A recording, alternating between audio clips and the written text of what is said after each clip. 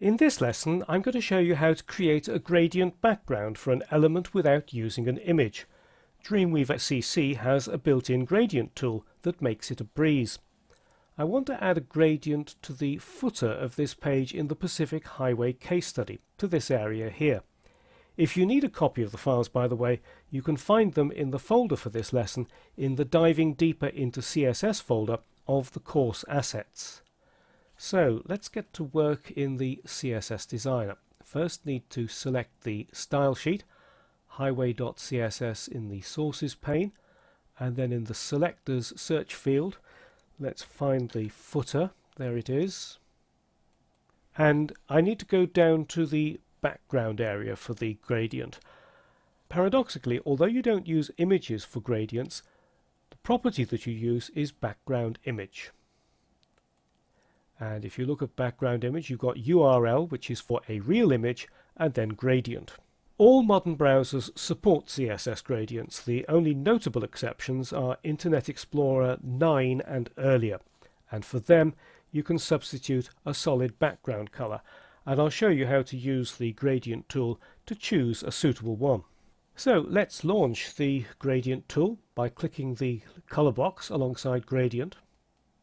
And if you've been using Edge Animate, you'll recognize this immediately, and you'll probably know exactly how it works. But don't worry, if you don't, I'll explain all the bits and pieces as we go along. This vertical box on the left represents the gradient line with the color stops. Select one of the color stops. I'm selecting the top one by clicking it, and then I'm going to choose a sort of medium to dark grey background by just dragging this slider down until I get the color that I like. That looks about right. The slider in this large box here is for saturation and brightness. The next slider is for hue. Next one along is for lightness, and the last one is for alpha transparency. Down at the bottom here are three buttons for the different color formats: RGBA, hexadecimal, and HSLA. Whichever one you select, the final output of the gradient tool is always RGBA. The principal value of these buttons is if you know an exact color that you want and it's in a specific format, select that format and then you can type or paste the value directly into this field alongside. Equally, if you want to export a particular color, you can do that by selecting the color format that you want and then copying the value from this field. If you've got colors that you want to reuse, you can add them to the swatches up here by clicking this plus button.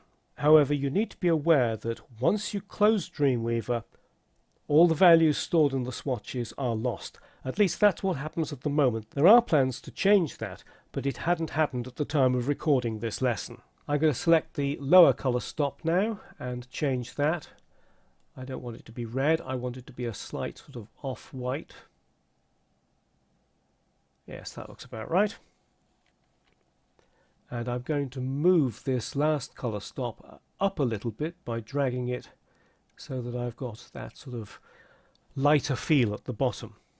You can use this little dial at the top or these numbers to change the angle of the gradient line. By default it's set to 180 degrees, which means that it goes from top to bottom.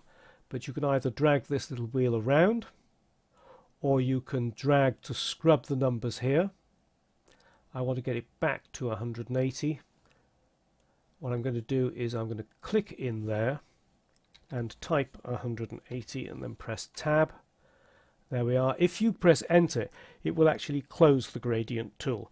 But of course you can just click the color box again and open it to continue working. At the moment, Dreamweaver supports only linear gradients and repeating linear gradients. To make a repeating gradient, you'll need to have one of these color stops up much higher and then select repeating. I don't want a repeating one, so I'm going to go back down there and leave that checkbox deselected. I've got only two color stops, but if you want to add extra color stops, all you need to do is to click to the left of this box here and it adds a new color stop. I'm going to drag that down just a little bit and then change this to hexadecimal, and I'm going to copy that, so I'll use that as the fallback background color for older browsers.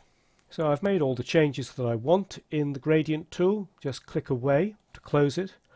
Where's my gradient, you might ask? Well, you can't see it in design view. You need to turn on live view. So let's turn on live view and scroll down. And there is the gradient that has been applied to the footer. All I need to do now is to fix the fallback background color for older browsers. So click highway.css, search for footer again, select it, go down to background and paste my color alongside background color. And when I've added that, you can see it makes no difference in live view. The background color goes behind the gradient. But if I turn off live view, you then see the background color, and this is what older browsers will see. It's not as elegant, but at least it's a fallback.